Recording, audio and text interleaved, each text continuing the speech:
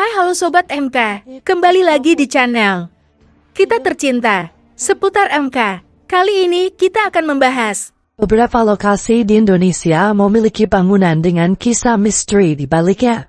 Mitos dan cerita mengenai keberadaan makhluk astral menambah kesan misteri, serta menjadikan bangunan tersebut dianggap angker. Pemirsa, inilah bangunan paling angker di Indonesia.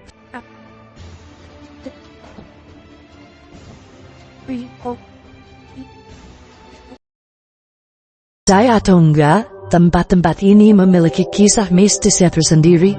Jangan sebut diri pemberani kalau belum pernah uji nyali di tempat ini. Berikut 10 tempat angker yang ada di Indonesia. Yang pertama, Lawang Sewu. Banyak kisah-kisah seram di tempat ini.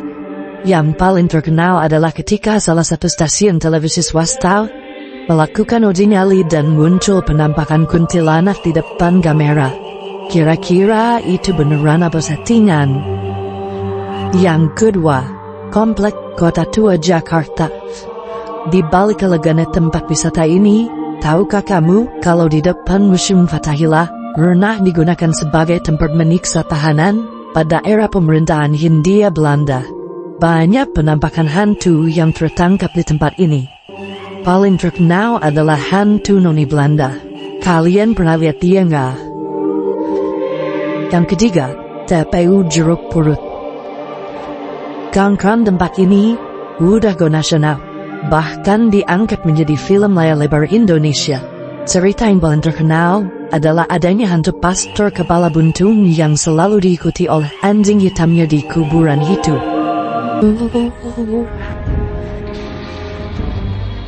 Sebuah rumah yang dulunya merupakan rumah turun-temurun kepala desa di Desa Sentono, Karangdowo, Klaten, sudah 30 tahun tidak berpenghuni. Menurut warga dan beberapa penyewa rumah ini, sosok makhluk tak kasat di dalam rumah kerap meminta bayi dan balita mereka. Konon, salah satu mantan penghuni rumah harus kehilangan bayinya. Sosok kakek-kakek dan nenek-nenek juga dikabarkan kerap terlihat di rumah ini.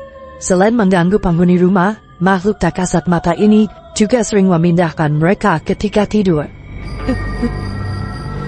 Keberadaan pohon besar di sekeliling rumah dan sumur tua kian menambah kesan angker.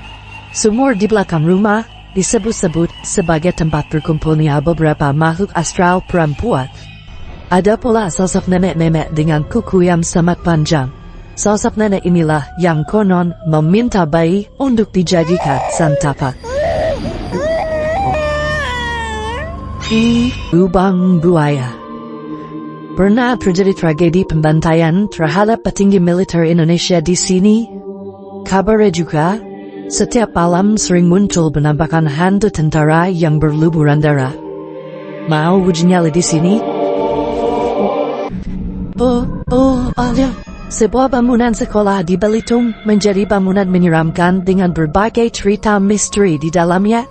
Sekolah yang sudah tidak aktif selama beberapa tahun belakangan ini, dulunya merupakan bangunan sekolah milik Yayasan Cina dan mendatangkan para pengajar langsung dari daratan Cina.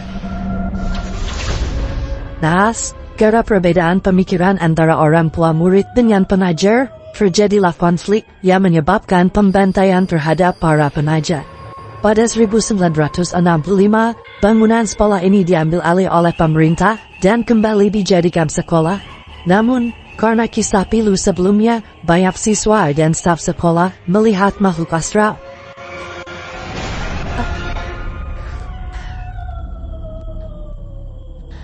Di bangunan sekolah ini juga pernah terjadi kasus perempuan hamil yang memilih mengakhiri hidupnya. Konon, arwah korban kekerasan dan kekecewaan tersebut kemudian berkeliaran di sekolah ini. Terakhir, beberapa warga mengaku melihat sosok makhluk hitam besar. Diduga, sosok ini sebagai penguasa di gedung sekolah ini.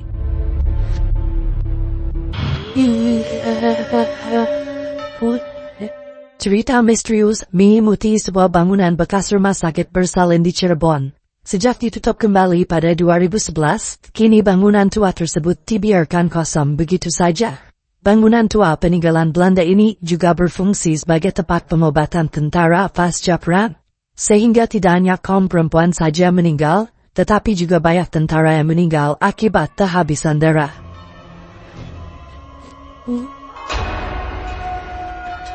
Menurut beberapa saksi, mereka kerap lihat sosok perempuan nelayan, suster menggendong bayi, suster yang merangkak di lantai, hingga sosok pria seperti tentara dengan bagian tubuh yang sudah tidak lagi utuh.